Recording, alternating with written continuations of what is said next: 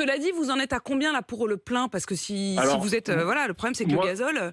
moi j'ai tapé le plafond de ma carte à la station-service, c'est-à-dire 118 €, et j'avais Ouais. pas fait le plein. Bon, après, moi, comme je vous disais, Oui. j'ai un 4x4, il fait 70 litres. Enfin, vous voyez, c'est quand même. Mais ma femme, pour aller travailler sur Gap, par exemple, on est passé à 300 € par mois, quoi.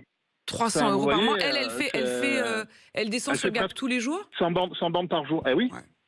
Ben, alors, vous savez, on est en train de se poser la question de savoir si elle va pas aller au chômage, parce que quand vous touchez à 1500 €, qu'on vous en plus de 300 € de gasoil par mois, il vous reste 1200. Au résultat des courses, peut-être que vaut mieux rester au chômage à 1100 € par mois. Enfin, vous voyez. Oui, c'est-à-dire que ça n'est plus intéressant, ça vous coûte pratiquement d'aller travailler. Ça coûte d'aller travailler. Moi, j'ai la chance de ne pas travailler trop loin, mais même il n'y a pas de transport en commun. Et se il y a pas rapprocher, de bus. elle fait quoi? Elle fait quoi, votre femme, Stéphane? Elle travaille à Chronopost à Gap. D'accord. Et ça, oui, elle peut pas. Il Non, faut aller à Gap, quoi. Ouais, voilà, c'est la ville la plus proche. Enfin, c'est là où il y a le plus de travail. Nous, dans nos petits villages, les travaux qu'il y a, c'est pas. Moi, ça va qui conduit un camion de poubelle, donc je peux trouver dans ma commune. Mais sinon, en dehors des gens qui ont des permis poids lourds ou c'est ça, pour une femme, c'est compliqué de trouver du boulot.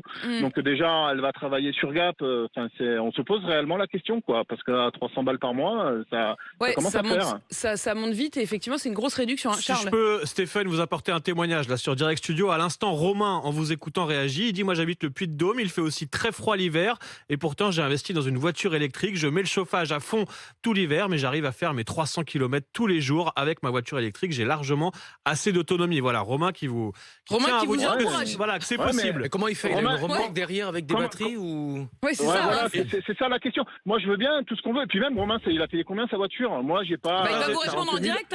Ouais, j'ai pas le détail là, mais ça va arriver sur Direct Studio. Ouais.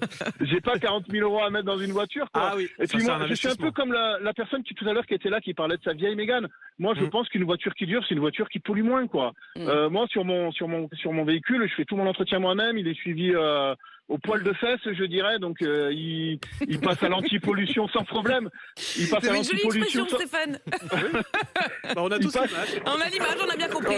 Voilà, non mais enfin, vous voyez ce que je veux dire? Bah oui, on voit moi, bien, je là. vois mon beau-frère, il change de voiture tous les 3 ans, quoi. C'est sûr, hein, il est en leasing, et tous les 3 ans. Mais est-ce que c'est écolo? Toujours le problème du beau-frère, ça, moi, j'ai envie de dire. Franchement, Non, mais c'est vrai. Là-dessus, Stéphane a raison. C'est plus écolo de garder son véhicule. Exactement, de la 15 garder ou 20 ans. longtemps. Et puis c'est pareil aussi pour la voiture électrique de ce point de vue-là. Stéphane, juste un mot. Ouais, allez-y. Non, je disais, par chez nous, il y a plein de vieilles voitures, des 206, des Super 5 qui roulent encore très bien pour faire 10, 15, 20 km par jour, ça suffit largement. Et c'est des gens qui changeront pas de voiture. De toute façon, ils peuvent pas parce qu'ils n'ont pas les moyens.